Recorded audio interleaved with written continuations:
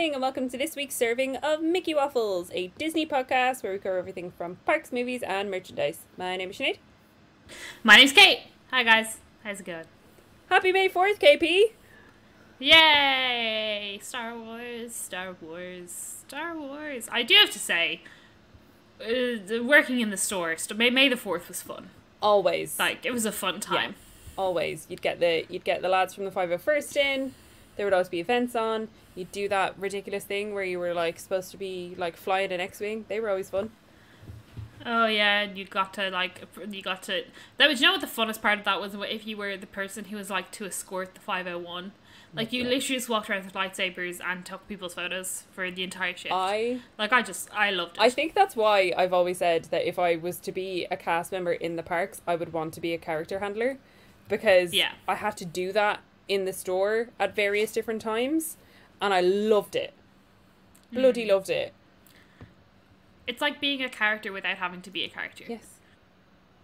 100%. Which I enjoy thoroughly. The only time that it was a bit ropey was that Christmas event that we had where we had Anna and Elsa, which I feel like we reference this particular one all the time. Because they were bitches. Well, that. But also, because it was Anna and Elsa, everyone was like, oh my god, and like freaking out about getting near them.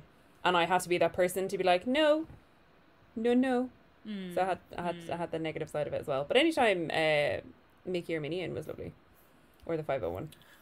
I love the 501. They were so nice. I distinctly remember getting in. It was one of the I can't remember if it was the Force Friday or it was the first May the 4th that we'd done. It was either one, because we had a load of them in. Like, we had a Darth Vader, we had a rake load of stormtroopers, there were a couple Jedis, like we had everybody in. And I remember going and getting them in the cast room and bringing them over to the lift, and I walked into the lift first, and then literally about 7 or 8 of them got into the lift after me. And if anyone's ever been in the lift in the Disney store, there's like a massive mirror on the back, and I couldn't turn around. So we were all facing this mirror, and one of the lads was like, man, I wish you had your phone, this would be a great photo, because it's just me in my costume and then all of these characters. I was like, yeah, same, I really wish I had my phone right now, because it would have been great. Would have been a cracking photo.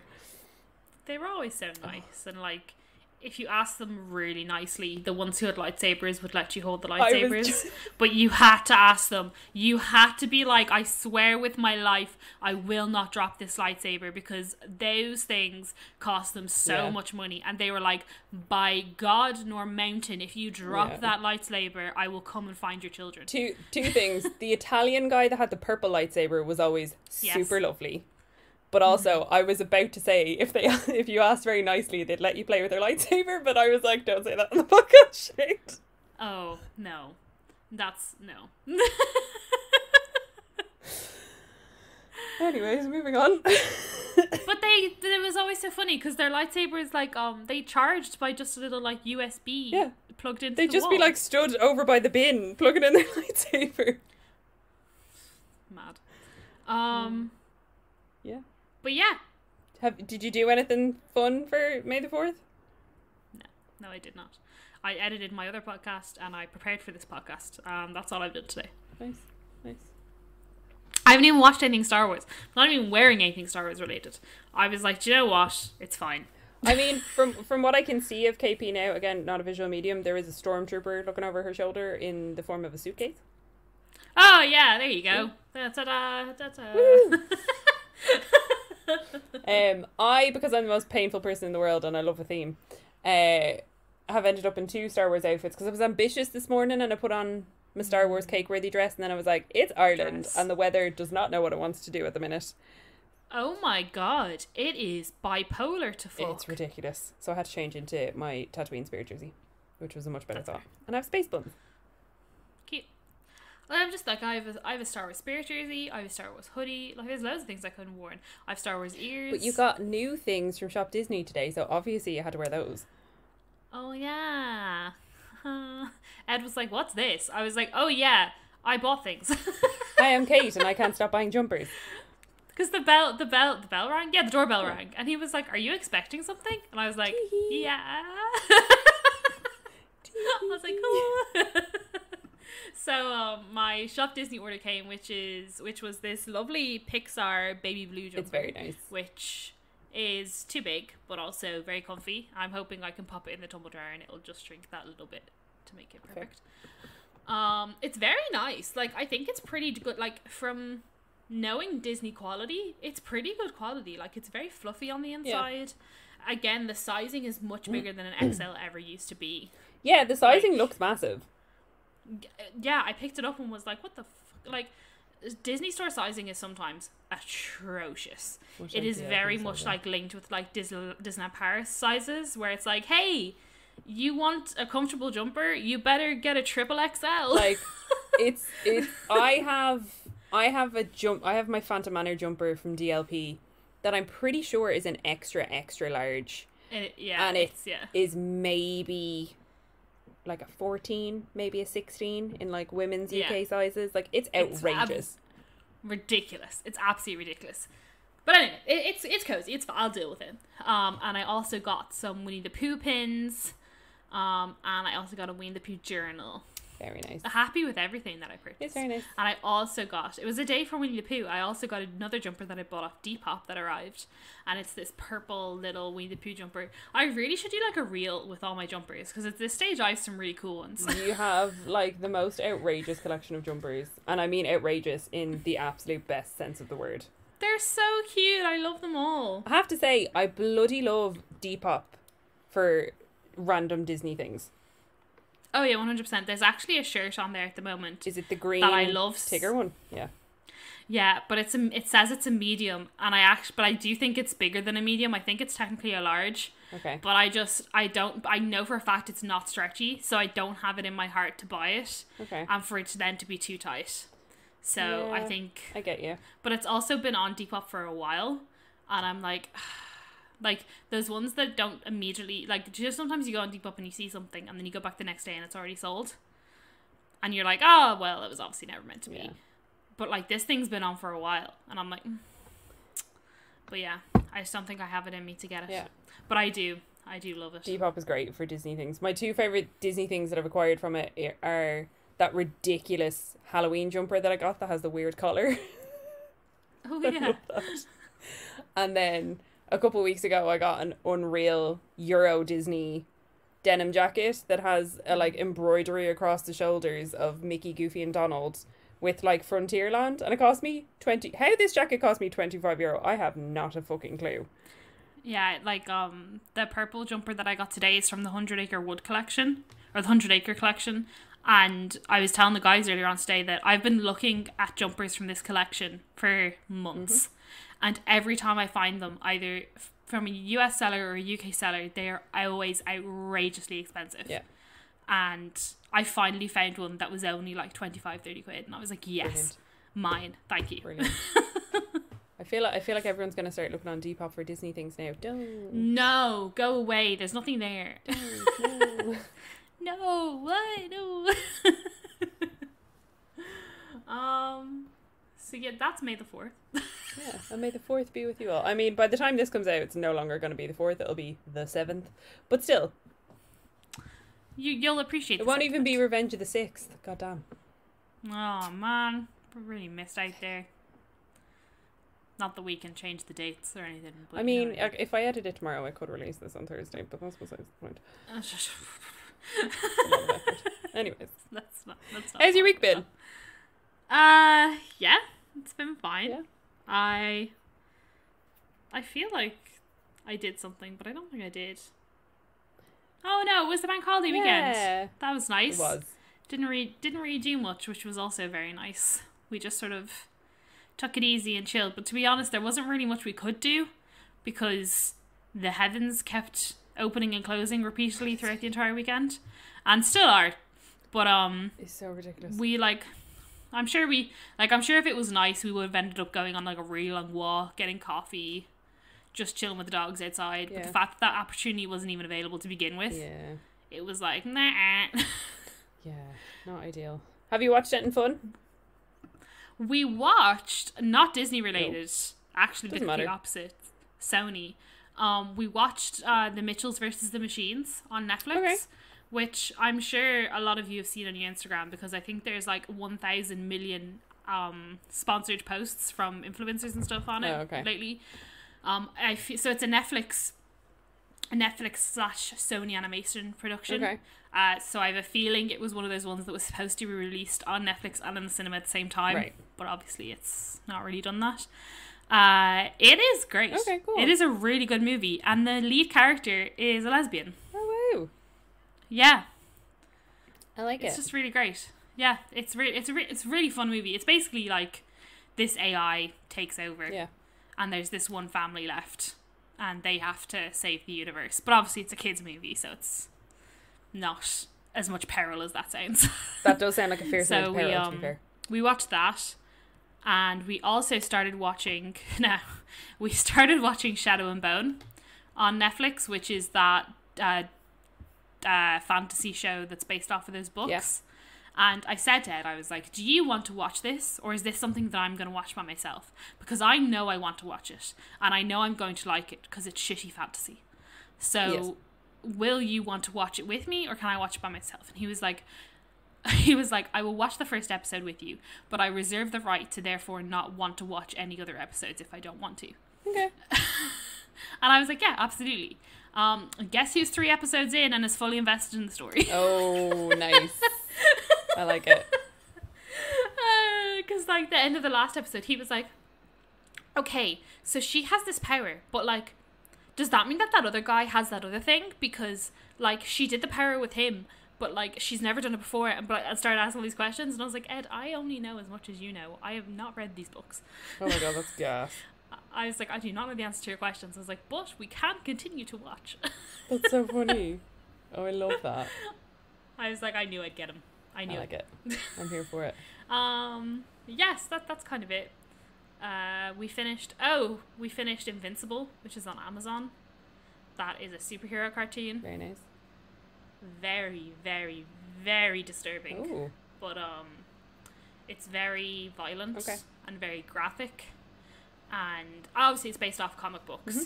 But if anyone's like superhero inclined, it's a good one to watch. Okay, That's cool. on Amazon. That just finished, so the whole series up there. Nice. I like it. But like Disney wise, no. To be fair, I feel I was about to say I've watched nothing on Disney Plus. I currently have A New Hope paused, looking at a very attractive Han Solo. But I feel like I've watched absolutely nothing Disney either. I need to catch up on RuPaul's Drag Race Down Under has just started, so I need to catch up on that. Also, I'll get it out of the way. Our pals at Once Upon a Scream / Once Upon a Queen are going to be covering that, so we'll leave a link to the lands down below.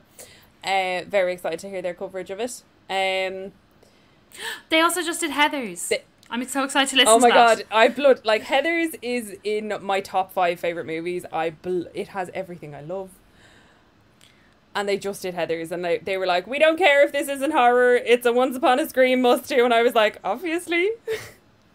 Yeah, I have a bit of cleaning to tomorrow, and I'm absolutely buzzing to just pop it on. There's a lot of musical references, you'll be happy. Woo! Yeah, I loved it. Absolutely loved it. So my watching this weekend consisted of watching Evil Dead 2, which is basically a remake of Evil Dead 1. Absolutely fucking wackadoodle movie. You would not like it in the slightest. Me? You would not be keen on that movie. Actually, I don't know if you'd like any of the movies I watched this weekend. I watched Paranorman, which is a spooky stop motion movie, and I know how much you hate stop motion. If you forced me to sit and watch it, I'd watch it. Yeah. But I'd never pick it up. Yeah. But if it was like a Halloweeny vibe time and these were the kind of movies we were watching, then yeah, of course I'd watch it. But I wouldn't be happy about it. So, watched Paranorman. I thought it was super cute. And I think the animation was absolutely incredible. Killer Clowns from Outer Space. Big fave. Would I like that movie? I do you know what? I actually think you probably would. The clowns are a bit creepy, but they're also completely bonkers. Yeah, is it more like that kind of... on that side of things? It's more bonkers than... Like, it's not actually scary. You don't see any gory things at all. There's a balloon animal dog. Well, hello, Sam. Hello, Sam. But we'll come back to Sam in a minute. Bear with. And then I watched a movie called Event Horizon, which is like a weird spacey horror movie. That one really threw me when you told it. I'd never heard of it. Neither had I. Hadn't a breeze that it existed. Really I was meant to ask Ed bizarre. about it. Really bizarre movie.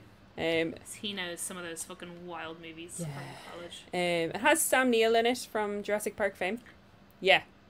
Kate just flinched looking at it. No. Oh god, no. Close that window. Ah! Oh, I enjoyed that. Oh, I enjoyed that immensely. Oh god. Well, can you share your screen so I can see what you've just like looked up? Because I'm really curious. Oh yeah. Hold on. I'll type it back in. Oh, but I have to look at it again too. No. Please. Oh. Please share your screen. I'm so curious. Oh, bear with. So it was this, and then I just clicked into this, and it brought up all of this. Ah!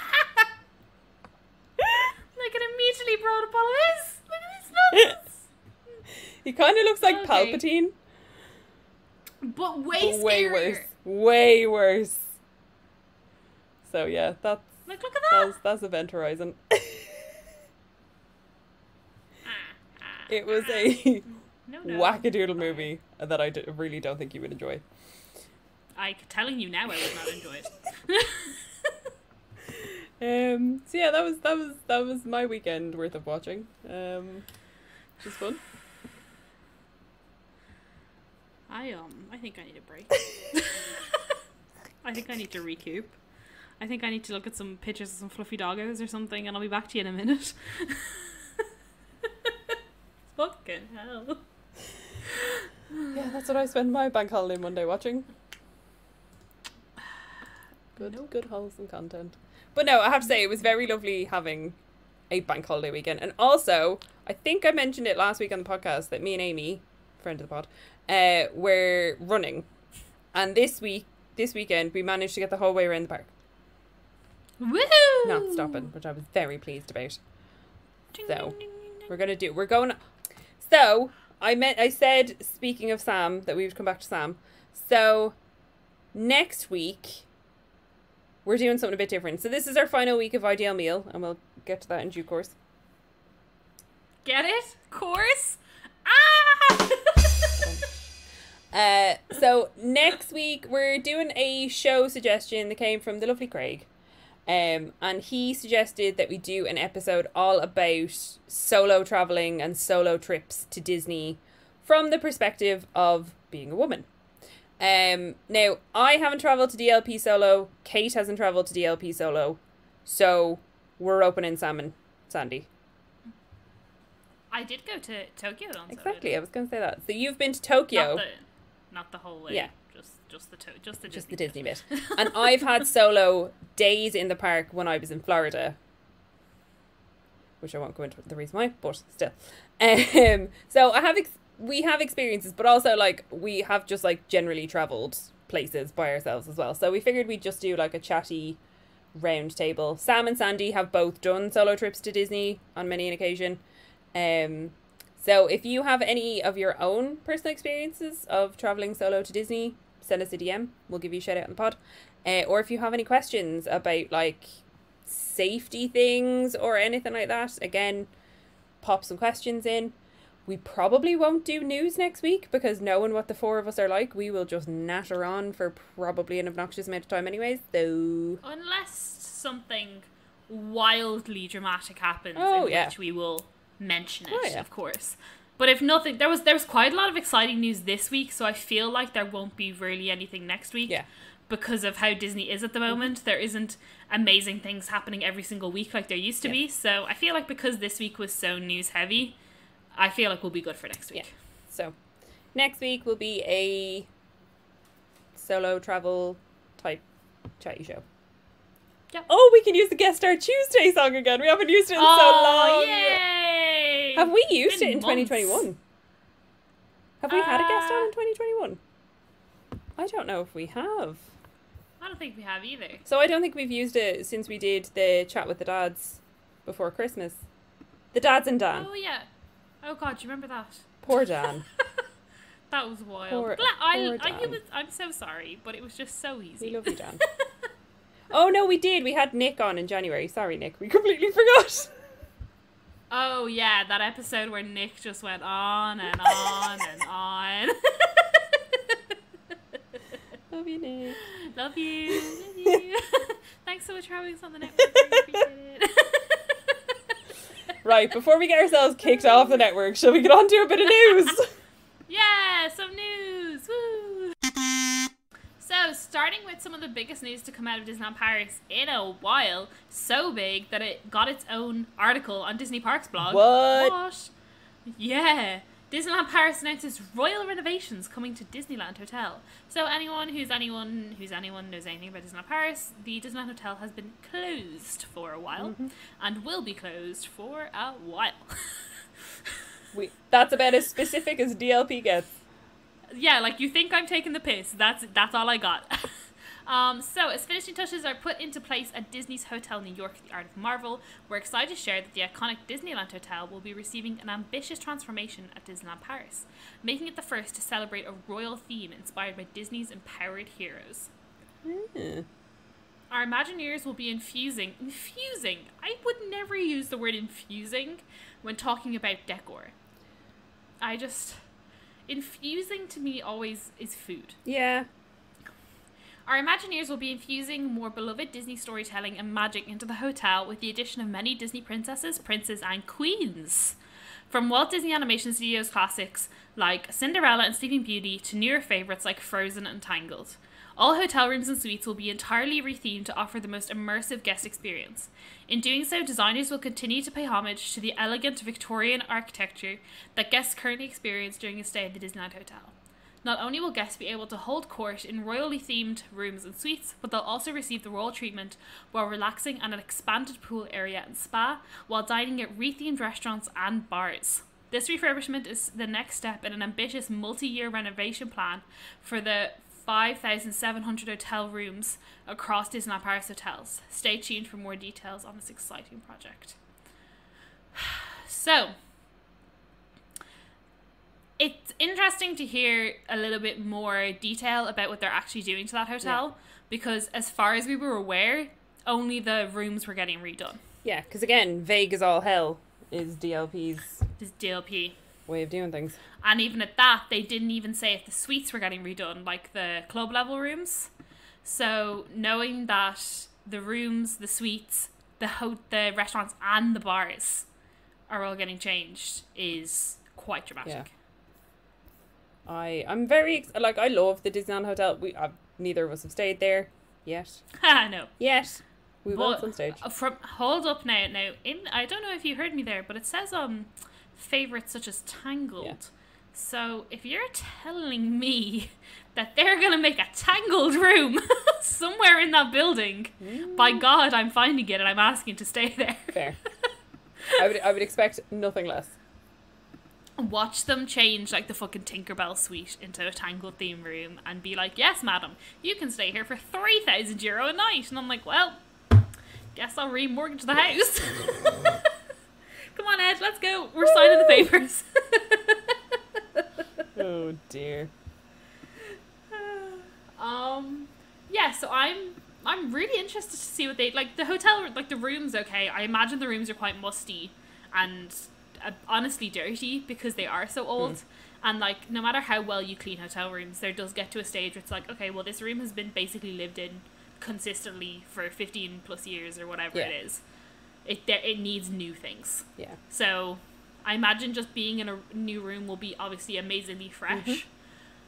But the restaurants and the Fantasia bar, I have to say, and it was a subject of great debate because we know Sandy, who'll be on next week, Glowtini Genie, was very apprehensive about the idea of Cafe Fantasia changing, because I feel like it's long documented on the podcast. One of mine and Kate's favourite things to do is to go to Cafe Fantasia, sit outside where the characters go past and have a Glowtini. Like, arguably one of the best things you can do. I'm really scared that they're going to just completely reimagine that whole area and not have seats where they currently are anymore, because they've realised that it's a really big thing. Now, It's annoying. It's one of those things as to why we can't have nice things at Disneyland Paris. Yeah. Because there's us who will sit there very politely, and many others will sit there very politely, drinking our drinks, and simply wave and say hello to characters as they pass by from backstage to the restaurant. But then there are other families with 12,000 children who all scream at the top of their lungs with grandparents pushing them towards characters. But also people that are just short of like rugby throwing their 2-year-old at Mickey Mouse. Yeah. And like these characters, they've got a job to do. Their job is to go to this restaurant where people have paid this premium to dine with characters. And to do that, they have to travel literally 30 meters from backstage to this restaurant. And in that short period of time, they literally get thrown children and they're grabbing at their... It is so unbelievably rude and disgusting to watch.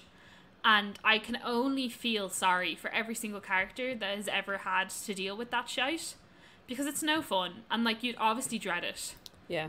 And so as much as we love doing that and how nice interactions we have had from that, from being pleasant, polite people, because like then it works in the opposite way. I'd say a lot of the time characters are like, oh, I think I could like probably like spring a magical moment on someone in this like 5 seconds that I get to walk past them. And we've had that. We've been there when it's been much quieter. Yeah. Simply said hello to characters and they stop and talk to you for a good like 10 seconds. Yeah. And you're like, oh my god, this is wow, thanks. And then you're like, I love you. Okay, go do your job now. Goodbye. Yeah, like one of my favourites was when we were sat there when I crashed your family holiday in 2018, when we were sat there in like Christmas jumpers and the kittens walked past. Oh no. And they were like batting our ears off, just doing what kittens do and being dicks, and it was just the cutest goddamn thing. And I had BB-8 on my Christmas jumper, and Mickey Mouse spent a whole I'd say at least 20 to 30 seconds trying to tell me how much he liked my jumper and like trying to sign to me BB-8, and I was so starstruck that I was like, I don't know what you're saying, but I love you. It's so cute. And you were like, the BB-8, Kate, the BB-8 new jumper. I was like, oh my god, yeah, thanks so much. Oh, so good. So yeah, I'm intrigued to see what happens with Cafe Fantasia. But that also means it's going to be closed for ages. I think they initially said 2 years, didn't they? That, I don't like, I think it's wild that there's a very likely chance that the Disneyland Hotel won't be open for the 30th anniversary. I honestly don't think it will. I wonder, because then I thought before we knew they were doing the bars and the restaurants, I was thinking, would they keep the rest of it open? But obviously close the floors to the rooms. But now we know that everything's getting changed. Yeah. Will they do the bars and restaurants first so that they can open? Because like you're missing 2 restaurants from your park now. Yeah, true. That like, because when the park closes, you can still eat in those restaurants, but you can't eat in any of the restaurants in the park. True. So you've taken away 2 restaurants that are very expensive. Popular. Yeah, but 2 restaurants that cost a lot of money and do quite well. Yeah. And even the like that they can't do like the sparkling experience and stuff like that. But you know what this does mean? That Disneyland Paris is not in trouble. No. It is high flying. Yeah. Even with projections of obviously whatever they've lost during COVID, Disney are still like, we are pumping millions into this. And good. You are going to like it. Which is fantastic news to hear that they haven't just like ditched this renovation, because that would be worrying. Yeah, that would not be good. Because then it would be like, oh, DLP's back to its early Euro Disney phase. Oh shit. Yeah, thankfully not. Or at least it certainly doesn't. No, so overall, it's fantastic news. Yeah. And I'm very, very excited to see where it goes. Yeah, me too. And sticking on the DLP theme, we've seen some pictures via ED92. That they've started to add plexiglass onto the rides in DLP. So the picture that they've posted is on Hyperspace Mountain, and you can see the like plexiglass bits between the trains. Should these have not had them already? Allegedly not, I don't know. My question is, what the fuck are those screens doing? Like, are they really doing anything? Yeah. Because like, I understand maybe on the likes of like Big Thunder and stuff like that, because you're a bit more like directly behind somebody. But in Hyperspace Mountain, like, you get down into that car and the whole thing is like right up, unless you're like astronomically tall, But then, even then, I don't know if you should be on the ride if you're that tall. Like, like it goes up above your head. So, like, if the person in the row behind you isn't going to be breathing on you, they're just going to be breathing on the back of that seat. The seat. So, yeah. I don't know. Maybe it's because people scream a lot on it. Yeah, I don't know. I can't fault them for adding plexiglass, but part of me is also like, what the fuck is that doing? I have to say, I was watching a vlog. I can't remember who it was, but they were going on Mickey and Minnie's Runaway Railway, and the plexiglass looks fucking shit. Like, it extorts the whole ride. Don't get me wrong, I get it, but yikes. Yeah, as we were talking about plexiglass, and we move on to the next point, which is that Disneyland California opened again to the public. I was going to talk about that as well, that I watched, what's his name? Patrick? Patrick Dougal. Yeah. So, just FYI, I'm fully happy to watch Disneyland vlogs, and probably Disney World vlogs if you made me now, because they all are at a point where most of them are now fully vaccinated. So I'm kind of like, okay, well, I guess this is fine. I'm very skewed. My morals are skewed to fuck. But anyway, so I started watching Patrick's vlog with Francis. We'll leave a link in the show notes if anybody wants to watch. I was delighted to see how long it was, and I still haven't finished it. But they went on Rise of the Resistance, which has the exact same vibe as Mickey and Minnie's Runaway Railway. And the plexiglass on that ride makes it shit. And they were very nice about it. Like, as like, Francis, like, ex-cast members, and like they've been behind the magic and all this sort of stuff. Like, they know fully well that it's needed. And they are both very much like, get vaccinated, wear your masks, all that sort of jazz. They're not stupid. So they came off the ride, and it was very much like, yeah, I know, I understand why it's needed, and I understand why it's there, and I'm happy that it's there. But like, that ride is so full of lights that you can't see what's in front of you, because everything that's going on behind you is reflecting off the glass. Yeah. And it's unfortunate that it's just unfortunate. Like, there's really no way to move around it. It's not going to be like that forever. No. The plexiglass will go away one day, but like, at the moment, it just kind of needs to be there to be able to enjoy some of the rides. And yes, the experience may differ, but tough shit. Yeah, it's one of those just kind of necessary evils, really. Yeah.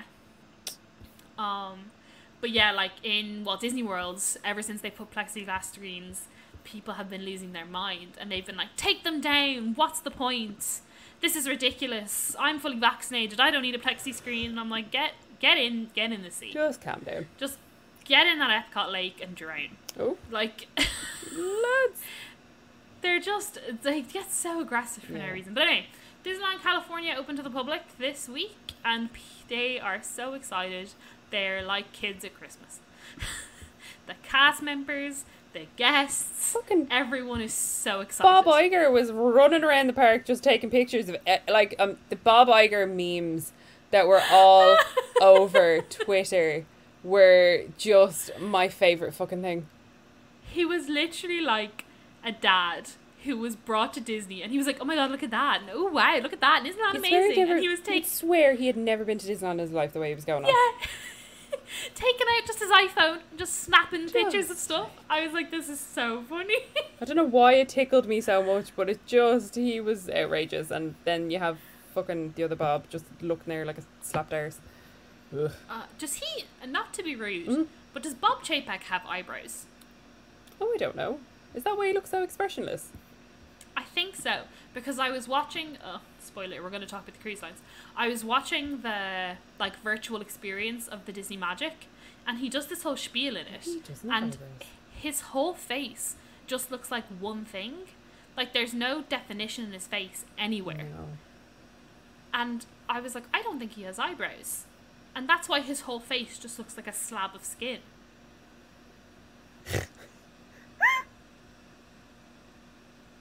Sorry, it's just the way you said. That's why his whole face looks like a slab of skin.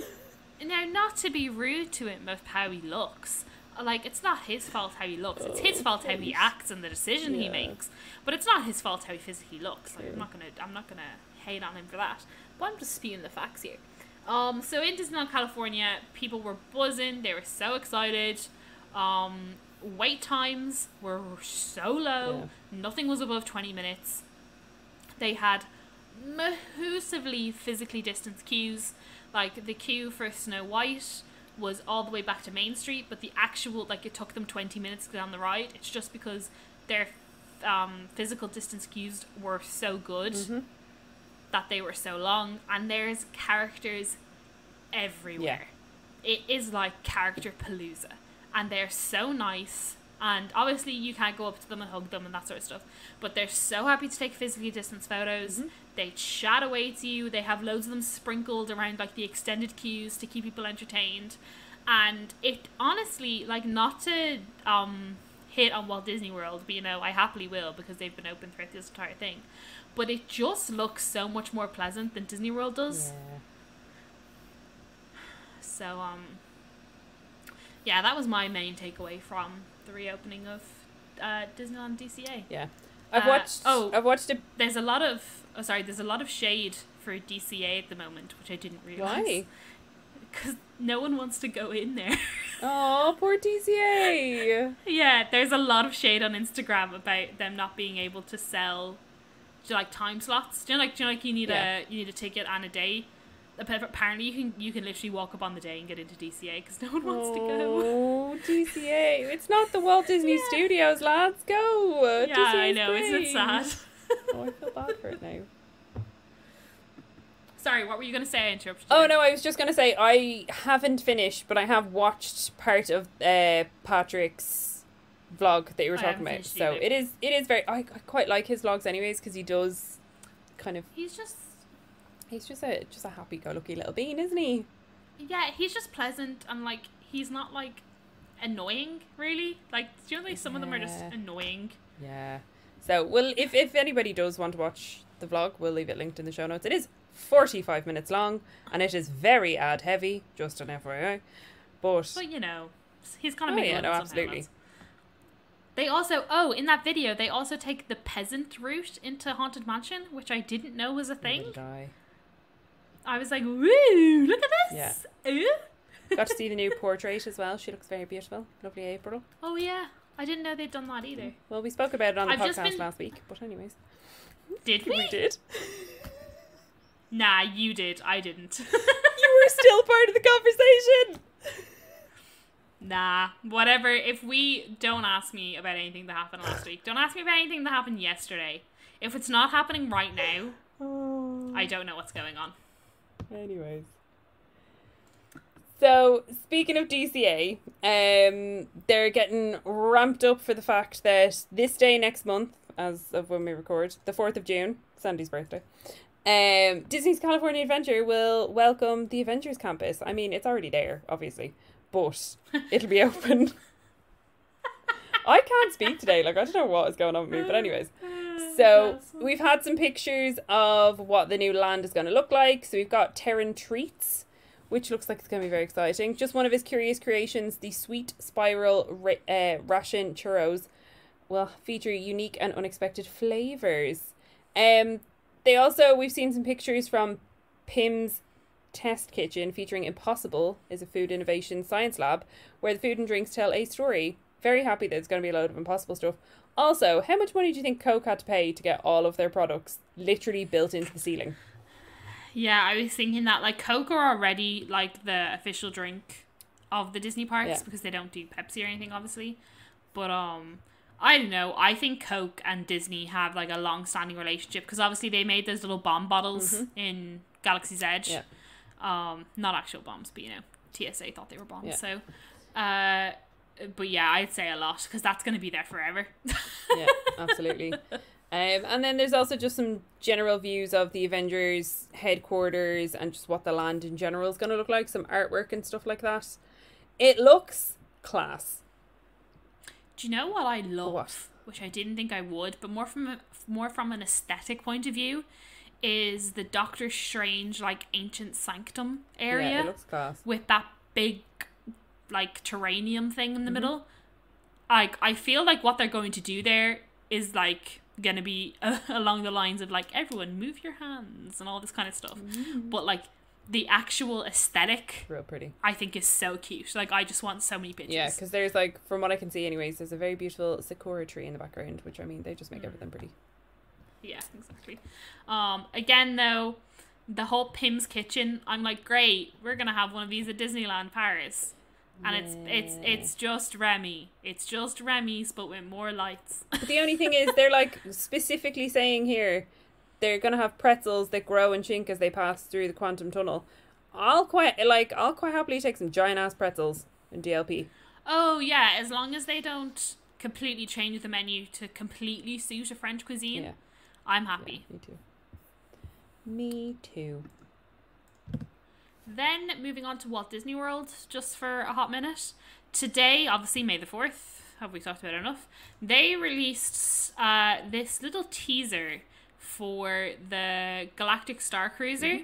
So it's going to be launching in 2022, and today they released this video, this little clip of a character playing Rey, and she has this lightsaber that, when looking at it, just appears out of nowhere like an actual lightsaber in the movies. Yeah. And not like the plasticky ones that they have at the moment. So Ed didn't want to come onto the podcast to talk about this, even though he had loads of opinions about it. So I'm going to tell you what he thought. So in it says that basically, from what I can read, you'll only be able to experience it on the Galactic Star Cruiser. And so what we think is, there is an old, there is a program thing that I think Microsoft never used, which is called like HoloLens or something. Okay. Which was like projection mapping, which they never did anything with. They developed it so far and then never took it any further. Okay. Now, you do need glasses to be able to see it, but I find that Disney could very easily incorporate that into whatever they're doing. So, our theory, or Ed's theory, which could very easily be wrong, but this was just thrown out there because we don't know how it works, is that it will be incorporated into some kind of experience where you will need these goggles. Because there's no way that thing just... Like, there has to be something that makes you see it. Yeah, there has to be some... So we think there's going to be some sort of, like, galaxy goggles or headwear or something that bring you into this experience. Yeah. And that is why they'll only be able to do it in the Galactic Star Cruiser, because it'll have to be in a very self-contained unit for it to happen, especially if they're projection mapping, because everything needs to be exactly on the degree it needs to be. True. And you can't just have a Wookiee walk into Galaxy's Edge and be like, wow, lightsaber, in the middle of broad daylight. Yeah. For something like this. This is very true. So that is our theory. But who knows? I'm very intrigued. Yeah, me too. And they also released some more, like, artist concepts for the Star Cruiser. And it's just more of the kind of stuff that we know. Like, there's going to be characters included in it. It's going to feel like you're on a spaceship. All that sort of stuff. It looks good, though. I'm excited. Yeah. Those, the lightsabers freaked everyone out a bit. They were like, holy shit! Yeah, the internet lost its goddamn mind. Yes, that's really everything that's happened in Walt Disney World. So, we've mentioned that the UK sailings for... Disney Cruise Line were going to get released, and from what I could tell from just the conversations with the dads, because I won't lie, I didn't pay a whole lot of attention to everything to do with the cruises, because I was like, I can't go on these. No, neither did I, but I hope that the dads would give us just enough information to just sort of talk about it. So a lot of them were very intrigued about going, and a couple of them were potentially looking at booking. As far as I'm aware, none of them have booked anything because the prices were just that bit too expensive for what you were getting. And then also there's obviously kind of a lot of questions around whether people would be vaccinated before they'd be able to go.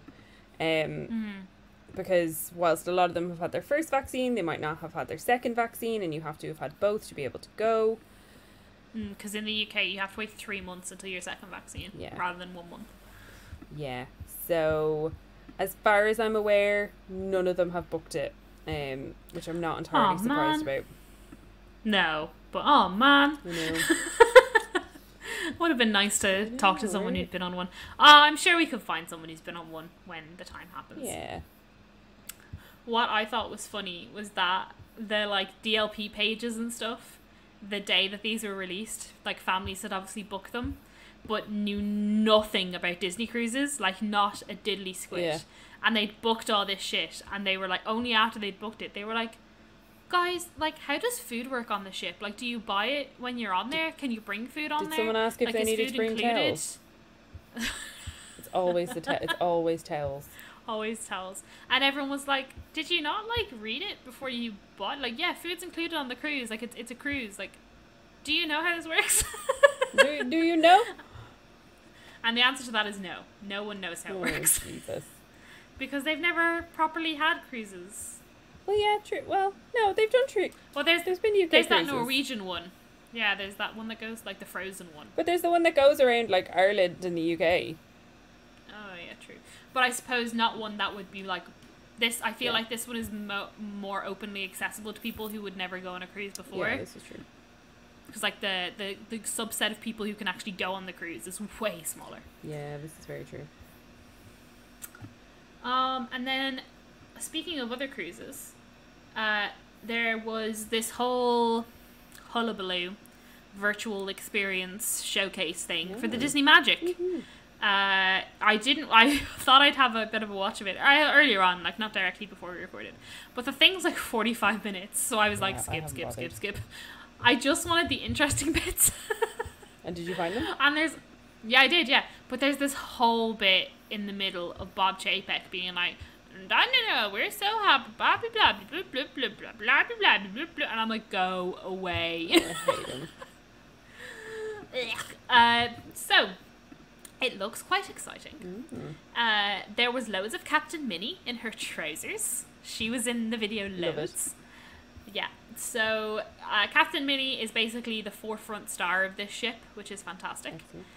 To give you a quick roundup of what's going to be on it, there is going to be a Star Wars Hyperspace Lounge, which from what I can grasp has the same vibe as the Galactic Star Cruiser, just in a lounge for adults where you can sip a few galactic drinks. For the kids, in the like kids club thing, it is Jesus. Like if kids club were like this in my day, I think I would have turned out into a completely different human. So there's the Walt Disney Imagineering Lab, where kids can learn what it's like to be an Imagineer. Amazing. And look at like robotics and design and architecture and all that kind of stuff. Sweet. There's also the Marvel Superhero Academy, which has never been on a ship before, where you learn how to be a superhero. It's kind of like, it's like the superhero version of the Bibbidi Boppidi Boutique, from what I can tell. Okay. It's like, turn into a princess or turn into a superhero kind of thing. Okay. And there is also this like fairy tale storytelling sort of thing. So you can go and read books with Belle and be immersed in stories, or you can go and be artistic with Rapunzel. Oh, cute. And that kind of stuff, which is very nice. And then there is a brand new aqua coaster on this ship. Because you know the way on all the other ships, they're called the Aqueduct, like duck, quack quack. This one, very imaginative, called the Aqua Mouse. Cool. Yeah, isn't that? I honestly thought it was a joke, but it's not. It's called the Aqua Mouse. Oh dear. But it is linked in with the Pie cartoons. Oh, okay. So what it is, it's a fully immersive aqua coaster with like a storyline. So as you enter the coaster, there is like TV screens inside the tube, and you're basically in the cartoon with the characters. Okay. Where they go, I think they go scuba diving or something. And there's like lights and sound and all of this sort of crap. So I thought that was quite interesting. I was like, wow, really going for it, lads. Jesus. Wow. And there was also a big push on this ship as well to have more adult-directed dining. I feel that. Which I think is also nice, Yeah. because I think they're starting to realise that the amount of people that do family-orientated cruises are the same as adults. Yeah, so with the adult-led dining, I think it's very clever of them, because a lot of, because on most cruises they only have Paolo, yeah, which is really the only heavily adult focused restaurant that they have. The rest of them are that like thing where you like rotate table and you have the same server every day and all that sort of shit, which is cute. Like, I'd love it, but then again, I am child, so hear me roar. Yeah. But this cruise ship, I think they said they'd have like 2 or 3 like adult centered like dining experiences. So it'll be interesting. It's nice to see. Yeah, it'll be good. And I mean, I think they're kind of realizing there's a whole market of childless millennials that are still massive Disney fans. Hi, hello, we're a pair of them. And we just have a lot of money to spend on useless Disney stuff. So, but you know what? That's actually a really good point. Is that I think Disney are slowly starting to realize that people in their late 20s, early 30s, a lot of them aren't going to have kids. And so they're never going to want this family orientated situation with like kids clubs and this and that and all this sort of stuff. And they're like, okay, well, there obviously still are families now, but there is a slowing increase of non-families. Yeah. So what the fuck do we do with them? That's the thing. And like, realistically, like if you're going to Disney with a family, you are going to be more financially conscious than if you are like myself and Kate and don't have to pay for, like, when we go to Disney, we just have to pay for ourselves. We're not having to pay for a kid or 2 or 3 or however many more. Yeah. So and food for 5 people for 5 days. It's me and what food I want. Which with us, it's always everything. Yeah. But so yeah, it's very interesting to see where they're going. It's good to see that they're thinking forward. Thinking forward. Kate did like the sign there. I enjoyed it. Thank you. I very much enjoyed it. And the final thing of news, which I might hand over to you, Kate, because honestly, I haven't looked at any of this at all. Okay. So, sorry. A heck load of Marvel. So I think it was like D23-esque week. And so that's why there was a bunch of news. So this week Marvel released a nice little YouTube video called Marvel Celebrates the Movies. And it was basically them launching Phase 4 and being like, whoa, look at all these movies in the next 3 years. And we got the title of the new Black Panther movie and the new Captain Marvel movie. So Black Panther is going to be Black Panther Wakanda Forever. Amazing. And the new Captain Marvel movie will be The Marvels, obviously, because it's going to have Miss Marvel in it, not just Captain Marvel. Yeah. So it's a really nice video. It's literally like 3 minutes long. I really suggest you all go watch it, because it's just like, it's one of those like hits you there. You're like, oh, Marvel. Yeah. I'm gonna watch it when we're done. There's loads of Black Panther in it, and it's just like, oh. So the fact that it was called Wakanda Forever, some people, now this is probably not what's going to happen, but some people believe that Wakanda Forever is going to be a prequel, and it's going to look at T'Challa as a young boy due to the passing of Chadwick Boseman. Okay. Then other people believe they are going to ditch the character of T'Challa and they're just going to make a new Black Panther. Okay. And then the other option is that they just completely recast T'Challa, keep the character, and just recast him. Because, which I also understand, because the actual character of T'Challa is the one with the storyline from the comic. Yeah. And if you dump the character of T'Challa, you no longer have that storyline. True. You have to make a new one. And also, just the character of T'Challa was so important for black representation that they don't want to look like they're just dumping him and just putting him, and just being like, oh, that character actually didn't matter. We don't care enough to keep him. Yeah. It's a big issue. It's not an easy situation to kind of, like, there's no easy way to just be like, oh, it just makes sense to do this. There's no easy way around it. And also, there was also another talk of making Shuri the Black Panther, but the actress who plays Shuri is an idiot. So, and she said a lot of things online about anti-vaxxing and stuff like that. No. So I don't think Disney really want to give her that like limelight. Man, if you know what I mean? Why are people idiots? Right, because I love Shuri, and now I hate her. But anyway, so there was all this like stuff, and also the why can't I remember what that name is? Shang-Chi and the Legend of the Ten Rings. They had that in there, and obviously Black Widow. So the two movies that are coming up next that have trailers, there was footage from them, and then it was like Spider-Man, Guardians of the Galaxy, Eternals, and they just kept shooting up all the dates, and then at the end there was this thing that was just like Marvel, and then it had the Fantastic Four logo in the background. Ooh. And that's all it had. And I didn't realise this, but the Fantastic Four official account tweeted it. Oh, nice. So it is true, because I was like to Ed, I was like, is this actually a Fantastic Four teaser, or is it just Marvel Phase 4? He was like, no, it's a teaser for Fantastic Four. Like the Twitter account uploaded. I was like, oh right, Jesus, that's exciting. Yeah, so it's like proper confirmation that Fantastic Four will be brought into the MCU. Amazing. Which is very interesting. Also, the Ant-Man movie is called Ant-Man and the Wasp: Quantumverse. Okay. Which, honestly, I think will blow my mind, because I think this phase is going to be so exciting, because we are going into like Quantumverse realm. There's going to be multiple realities happening at the same time. I'm so excited, because it's something that they touched on with Endgame. But I think because they're bringing in mutants now, and they can have, like, with the Eternals. Yeah. Oh, I'm so excited. I'm really excited. And I have to say, like, the newer, I don't know, kind of like groupings or newer kind of like batches of the different like character stories that they've done, I've enjoyed all of the Ant-Man movies. I think Ant-Man and Wasp have such a good dynamic. I love them. Love those movies. So good. Paul Rudd. Do you know how old Paul Rudd is? Significantly older than he looks. Correct. That is the correct answer. He hasn't aged.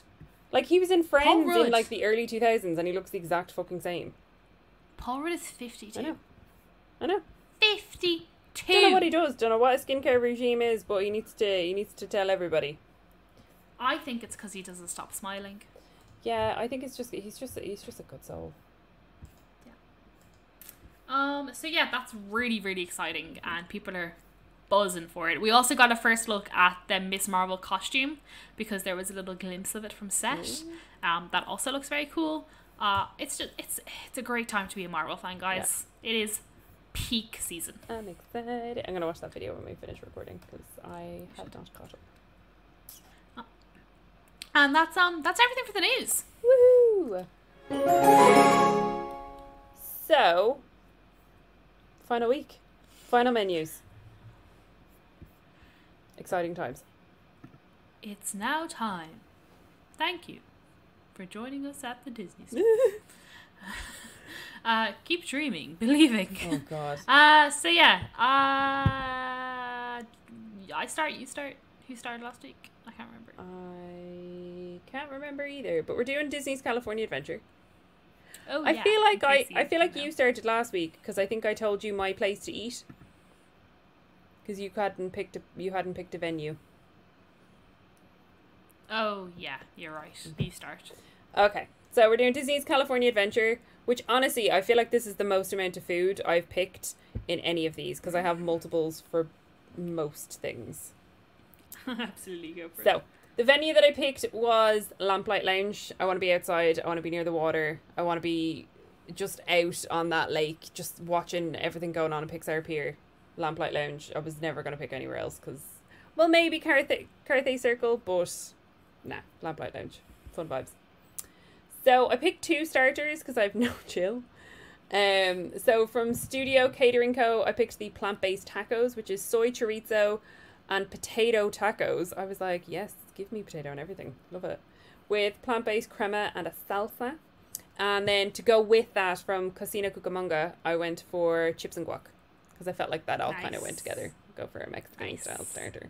Big fan. We love chips and guac. We love chips and guac. So my main is from Lamplight Lounge, and it is the ratatouille, which is roasted eggplant and bell pepper ragu with zucchini noodles. I hate the term zucchini, and I hate that I said it, but I wrote it down as it was written on the menu. It's courgette. With warm burrata cheese, smoked tomato sauce, and a basil aioli, and it just sounds delightful. When I clicked on the little picture on AllEars, it looked delightful. So I was like, yes, I would like that. And then I picked 2 sides, and I'm now just realising that they're also potato based. Who cares? Go for it. Live your life. So from Smoke Jumpers Cafe, I went for waffle cut fries, because never in my life do I not want waffle cut fries. And then also from Lamplight Lounge, I went for the potato skins, which are crispy Yukon potatoes with brown butter caper, yogurt, smoked paprika aioli, and manchego cheese. Manchego. Because that just sounded delightful. For my dessert, I've gone to Ghirardelli's, and I went with the Strike It Rich Sundae, which is butter pecan ice cream, homemade butterscotch, diced almonds, vanilla ice cream, hot fudge, whipped cream, almonds, and a cherry on top. On it, like, if I could like bathe in all of that, like, that just sounds bloody delightful. Also, I purposely did not pick anything from Cars Land because I knew Kate was probably going to pick predominantly Cars Land things, so I went the other areas of the park. And then I picked 2 drinks because we didn't get to have any alcohol in Disneyland. I was like, cool, I'm gonna get two alcoholic drinks in DCA, thank you very much. So from the Hollywood Lounge, I went for the Movie Star Mule, which is a black cherry mule with whiskey and ginger ale. And then from Carthay Circle, because I felt like I had to get something from Carthay Circle, so I went with the Carthay Mai Tai, which is Surf City rum, tropical juices, Luxardo cherry juice topped with Myers dark rum. Sounded very delightful. And yeah, that is my ideal menu for DCA. Nice. And I'll be nice. sat beside the water consuming it. Lovely. Yeah. So, sorry, I thought I heard something weird outside of my headphones. No. I did not. Everything is fine. Oh no. Oh no. Oh, it's okay. Here it is. So. Oh, it suddenly got very loud. Oh, it's back to normal now. Is that okay? I think I came at my microphone from a different angle. Mm. So my location is one that I've completely made up, and I don't think you can actually do it. Okay. I would like to sit in Radiator Springs at nighttime with a heater and look at the lights. I just want a nice little bench with like a little cushion from a touche and a little heater beside me because I know it gets cold in California at nighttime. And I just want to sit and look at the lights. Okay. And because that would actually bring me so much joy. Okay. It would make me feel like I'm in the movie. Okay. And I just want to sit and eat all this food. This can be your version of me getting my Magic Kingdom meal as room service in the Dream Suite. There you go. See? There we go. Like I envision it would be physically possible. Like I imagine there are like benches and shit in Cars Land to sit at. But I want like a nice cozy area. Okay. So, for my starter, I chose the mac and cheese in a bread bowl from Pacific Wharf Cafe. Beautiful. Because for some reason I really had it in my head that I wanted mac and cheese. Okay. I don't know why I associate DCA with mac and cheese. Doesn't matter. Yeah. For my main, I got brisket sliders, which are shredded smoked barbecue brisket piled on slider buns with apple slaw and pickles served with french fries. Very nice. And that's from Paradise Garden Grill. For my dessert, I went pretty basic and I got a Jack Jack Num Num cookie. Okay. Obviously warmed. Yeah. And to be honest, I'd probably get some ice cream. I was going to say, you get a scoop. You go to the Abominable Snowmans. Yeah, exactly. And then for my sides, I have chosen every single thing from every single cone. So when you go on to the AllEars website, it's broken down into cones. Mm-hmm. So there's 5 cones that you can buy stuff from.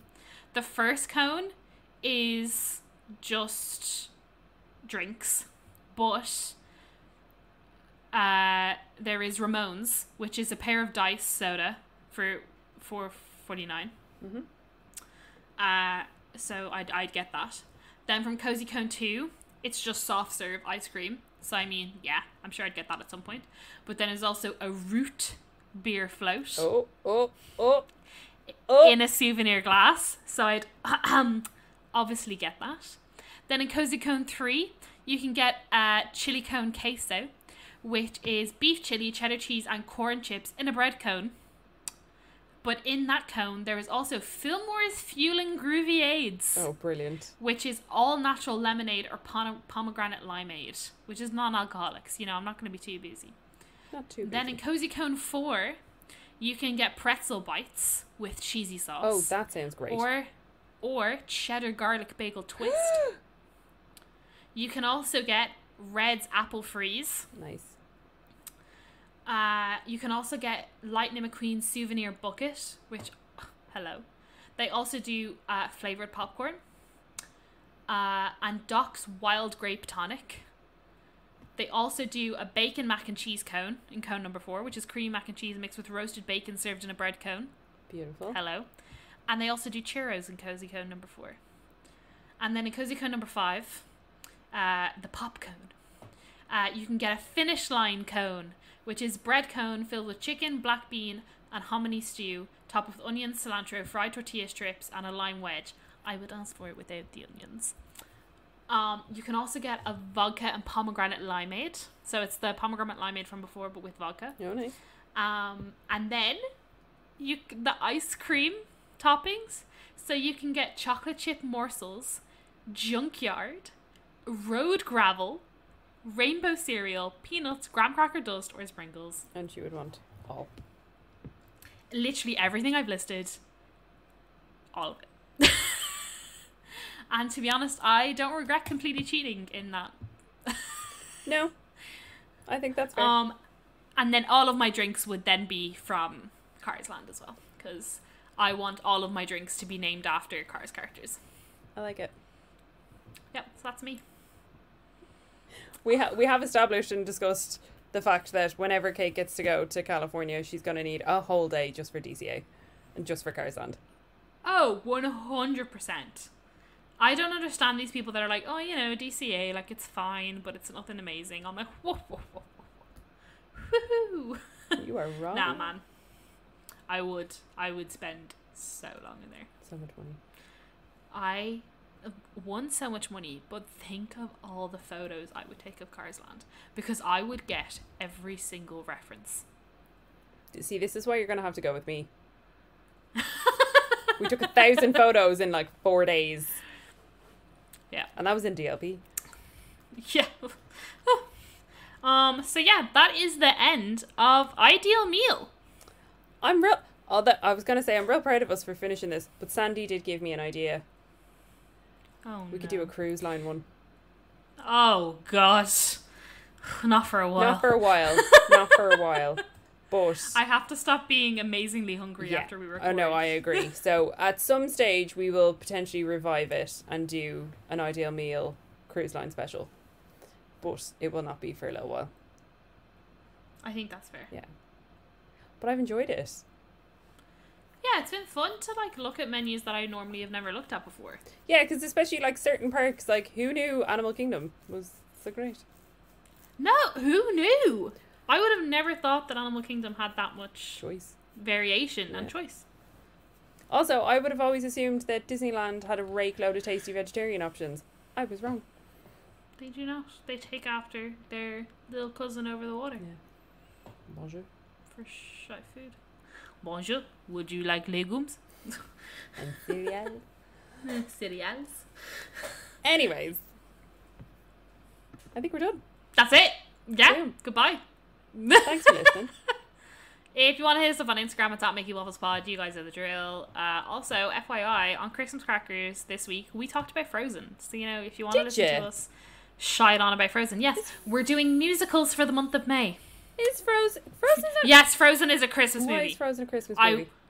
Because it has snow in it, and by our definition, that makes it a Christmas movie. There are loads of Christmas movies that we have watched that are not Christmas movies, but they're like, there's snow in it, so we'll call it a Christmas movie. Okay. I've argued my piece, and it is a Christmas movie, and that is the end of it. Okay. Thank you very much. So we talked about Frozen. No, we had this conversation, and we both decided that we didn't care, because I wanted to do Frozen, and it was released around Thanksgiving and does really well at Christmas. So, by proxy, okay, we could have it on the podcast. Okay. So yeah, we did Frozen. So if you want to listen to me pick out every single plot hole in Frozen, head on over to Christmas. Oh, I'm excited. So yeah. Fab. And if you are listening to us on an iPhone or your podcast app lets you leave us a review, please do. It'd be very lovely. And again, next week we're doing our solo traveling to DLP as a woman roundtable thing. So if you have experiences, let us know. If you have questions, also let us know. If you just want to say hi, come say hi. Yes, please. But other than that, stay safe, stay happy. Wear a mask. That's pretty much it. Get your vaccine if you're offered it. Aww. One day. One day. Other than that, see you next week. Bye.